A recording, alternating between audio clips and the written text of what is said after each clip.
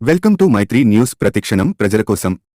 అల్లూరు జిల్లా చింతపల్లి శరవేగంగా సీఎం పర్యటన ఏర్పాట్లు పూర్తి చేస్తున్న అధికారులు. చింతపల్లి సీఎం జగన్ పర్యటన ఏర్పాట్లను పరిశీలించిన జిల్లా ఇన్ఛార్జ్ మంత్రి గుడివాడ అమర్నాథ్. సభా ప్రాంగణం, విద్యార్థులకు ట్యాబ్లు పంపిణీ చేసే పాఠశాల, helipad collector Sumit Kumar, MLA Bhagyalakshmi అధికారులతో పర్యవేక్షించి పలు సూచనలు చేసిన మంత్రి అమర్నాథ్, ముఖ్యమంత్రి 21వ తారీఖున ఆయన జన్మదినం సందర్భంగా గడిచిన సంవత్సరంలో 8వ తరగతి ప్రభుత్వ పాఠశాలలో చదువుతున్న పిల్లలకు మెరుగైనటువంటి డిజిటల్ విద్య అందించాలని ఉద్దేశంతో టాబ్స్ ని అందజేస్తున్నారు. మొత్తం 600 కోట్ల రూపాయల విలువ చేసే ట్యాబ్లు రాష్ట్ర వ్యాప్తంగా అందజేయడం జరుగుతుంది. ఈ సంవత్సరంలో గిరిజన ప్రాంతాల్లో ఉన్నటువంటి విద్యార్థులకు ఇవ్వాలని ఉద్దేశంతో అల్లూరు జిల్లాలో సీఎం జగన్ ఈ కార్యక్రమం నిర్వహించాలని నిర్ణయం తీసుకున్నారు.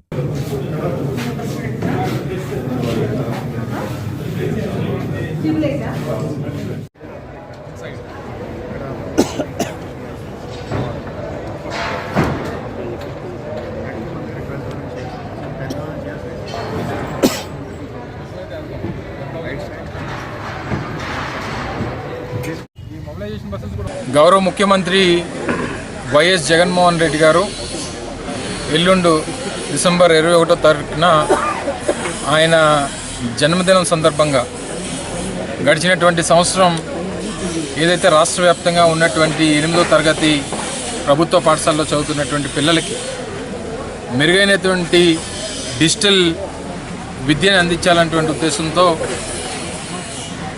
ట్యాబ్స్ని అందజేస్తూ ఉన్నారు. గడిచినటువంటి సంవత్సరం 8వ తరగతిలో 5 లక్షల మంది పిల్లలకి దాదాపు 600 కోట్ల రూపాయలు విలువైనటువంటి ట్యాబ్స్ని సప్లై చేయడం జరిగింది.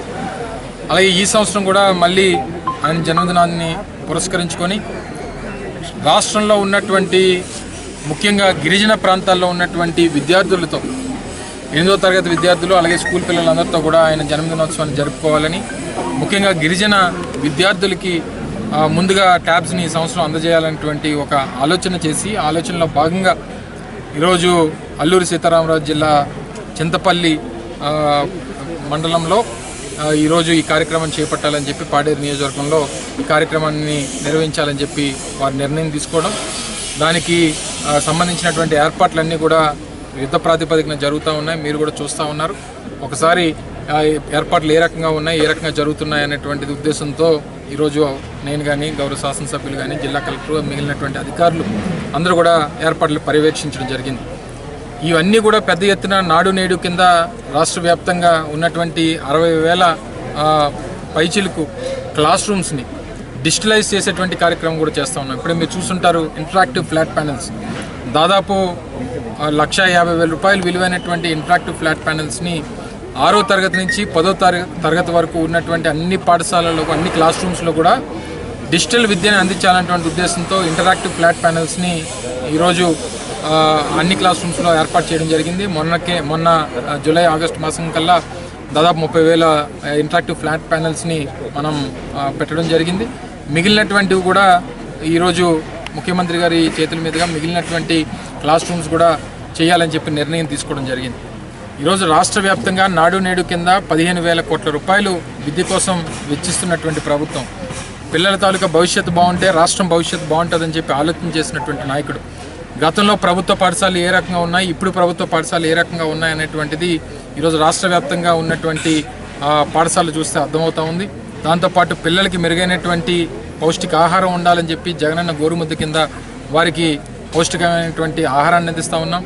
జగనన్న విద్యా కానుక కింద ప్రతి జూన్ మాసంలో వాళ్ళకి స్కూల్ బ్యాగ్స్ కానీ యూనిఫామ్స్ కానీ మిగిలినటువంటి కావాల్సినటువంటి కిట్స్ అందించేటువంటి కార్యక్రమం చేస్తూ ఉన్నాం. ఈరోజు 8వ తరగతి పిల్లలకి ట్యాబ్స్ ఇచ్చేటువంటి కార్యక్రమాలు చేస్తూ ఉన్నాం. దాంతోపాటు డిజిటల్ విద్యను అందించేటువంటి బాధ్యత ప్రభుత్వం తీసుకుంది.